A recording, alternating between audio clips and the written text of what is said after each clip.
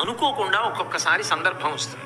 వచ్చినప్పుడు ఒకసారి పెరుగుతాడు, చాలా మాటలు మాత్రం జారిపోతాడు. అలాగే కుంతితో ఏకాంతంలో పడిపోయాడు, దేవేంద్రుడితో ఏకాంతంలో పడిపోయాడు, జారిపోయాడు. కానీ కృష్ణ భగవానుడితో కలిసినప్పుడు మాత్రం స్పష్టంగా కర్ణుడెవరో లోకానికి అర్థమై. ఆయన ధర్మపక్షపాతే.